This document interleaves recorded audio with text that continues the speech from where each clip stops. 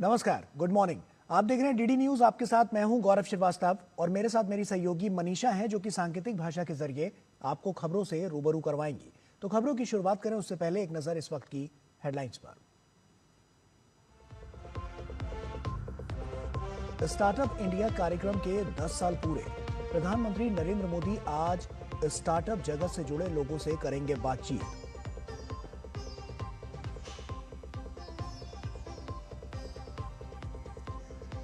पश्चिम बंगाल, गोवा, लक्षद्वीप, राजस्थान और पुडुचेरी में एसआईआर की समय सीमा 19 जनवरी तक बढ़ी। दावों के निपटान में मिलेगी मदद।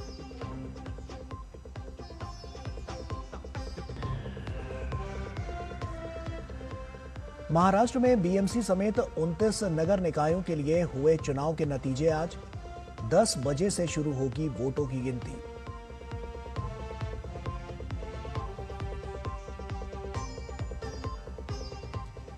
ईरान की स्थिति पर संयुक्त राष्ट्र सुरक्षा परिषद में अहम बैठक। अमेरिका ने कहा कि हत्याओं को रोकने के लिए सभी विकल्प खुले। ईरान ने कहा किसी भी तरह की आक्रामक कार्रवाई का दिया जाएगा निर्णायक जवाब।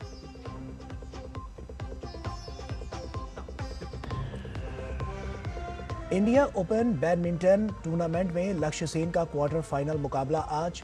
चीनी ताइपे के CY लिन से होगा मुकाबला।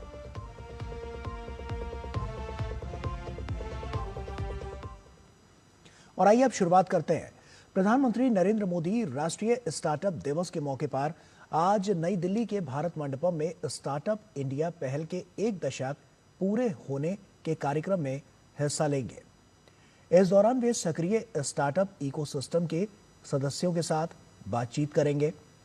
इस दौरान कुछ चुने हुए स्टार्टअप प्रतिनिधि अपनी उद्यमी यात्रा के अनुभव साझा करेंगे। इस मौके पर प्रधानमंत्री उपस्थित लोगों को भी संबोधित करेंगे।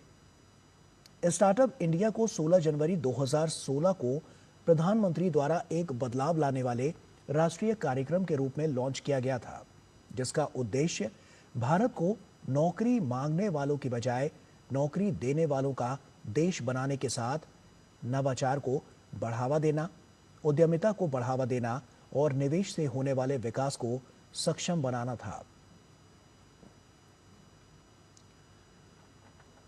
राष्ट्रपति द्रौपदी मुर्मू आज जालंधर में डॉक्टर BR अंबेडकर राष्ट्रीय प्रौद्योगिकी संस्थान के 21वें दीक्षांत समारोह में भाग लेंगी।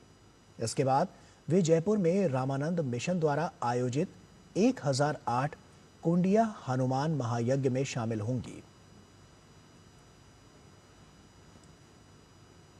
28वें राष्ट्रमंडल देशों के अध्यक्षों और पीठासीन अधिकारियों के 3 दिवसीय सम्मेलन में आज संसद के प्रति जन भागीदारी और सदस्यों की सुरक्षा जैसे अहम विषयों पर चर्चा होगी।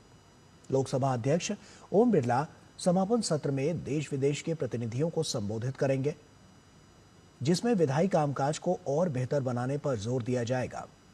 आज के एजेंडे में सबसे ऊपर मतदान के बाद नागरिकों की भागीदारी और संसद सदस्यों की सुरक्षा व सेहत जैसे मुद्दे शामिल हैं।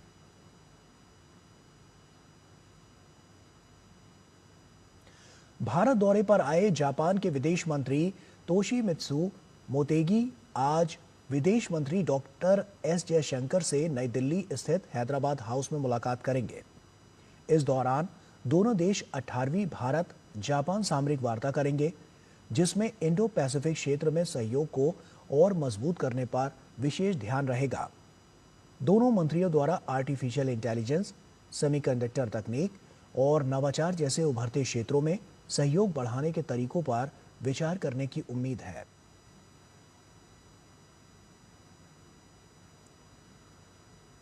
निर्वाचन आयोग ने गोवा, लक्षद्वीप, राजस्थान, पुडुचेरी और पश्चिम बंगाल में जारी मतदाता सूची के विशेष गहन पुनरीक्षण यानी SIR की सीमा बढ़ा दी है और ये प्रक्रिया अब 19 जनवरी तक जारी रहेगी। निर्वाचन आयोग ने इस संदर्भ में एक पत्र जारी कर मुख्य निर्वाचन अधिकारियों को सूचित किया है। आयोग ने निर्देश दिया है कि मुख्य कार्यकारी अधिकारी दावा और आपत्ति की बढ़ी हुई अवधि के बारे में व्यापक प्रचार प्रसार सुनिश्चित करें, ताकि अधिक से अधिक लोग इस प्रक्रिया में भाग ले सकें।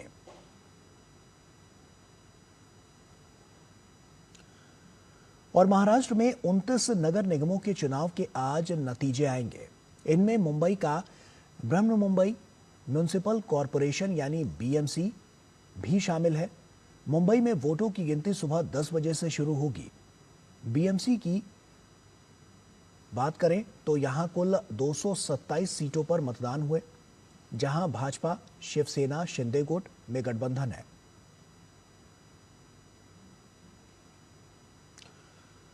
और वहीं आईएमएफ ने कहा है कि भारत वैश्विक अर्थव्यवस्था का प्रमुख विकास इंजन है।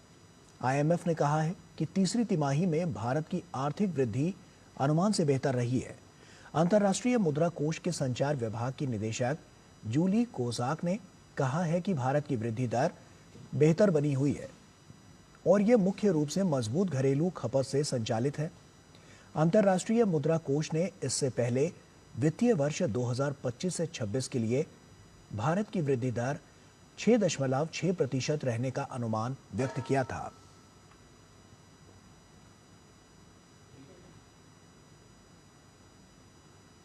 इजरायल की राजधानी तेल अवीव स्थित भारतीय दूतावास ने क्षेत्र में मौजूदा स्थिति को देखते हुए भारतीय नागरिकों को इजरायल की अनावश्यक यात्राओं से बचने की सलाह दी है। दूतावास ने इजरायल में मौजूद सभी भारतीय नागरिकों को सतर्क रहने और स्थानीय अधिकारियों और समय समय पर सुरक्षा संबंधी दिशा निर्देशों और प्रोटोकॉल का सख्ती से पालन करने की सलाह दी है।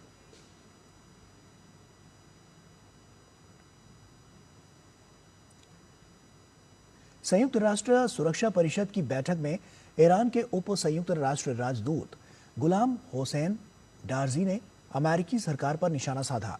उन्होंने कहा कि यह बहुत दुख की बात है कि अमेरिका ने ईरान में अशांति को हिंसा में बदलने में अपने देश की सीधी भागीदारी को छिपाने के लिए झूठ, तथ्यों को तोड़ने मरोड़ने और जानबूझकर गलत जानकारी देने का सहारा लिया है।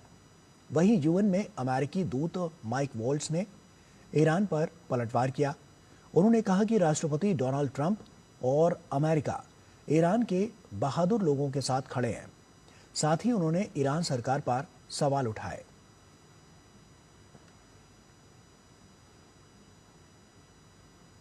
वेनेजुएला की विपक्ष की नेता मारिया कोरिना मचाडो ने डोनाल्ड ट्रंप से मिलकर अपना नोबेल पीस प्राइज उन्हें सौंप दिया।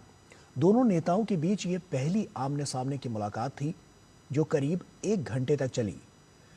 मचाडो ने कहा है कि उन्होंने ये मेडल वेनेजुएला की आज़ादी के लिए ट्रंप की कोशिशों के सम्मान में दिया है।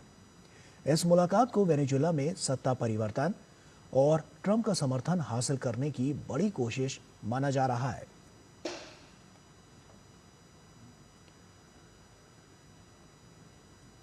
भारत के स्टार बैडमिंटन खिलाड़ी लक्ष्य सेन आज इंडिया ओपन बैडमिंटन टूर्नामेंट में अपना क्वार्टर फाइनल मुकाबला खेलने उतरेंगे। लक्ष्य का क्वार्टर फाइनल में सामना चीनी ताइपे के लिन चिन यी से होगा।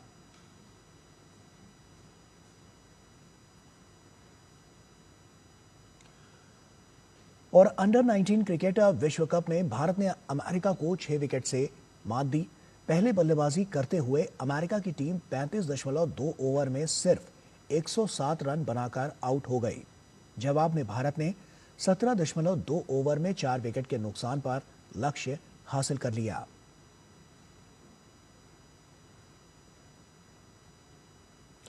हरलीन देओल की नाबाद अर्धशतकीय पारी के दम पर यूपी वॉरियर्स ने मुंबई इंडियंस को 7 विकेट से हराकर महिला प्रीमियर लीग 2026 सत्र में अपनी पहली जीत दर्ज की है।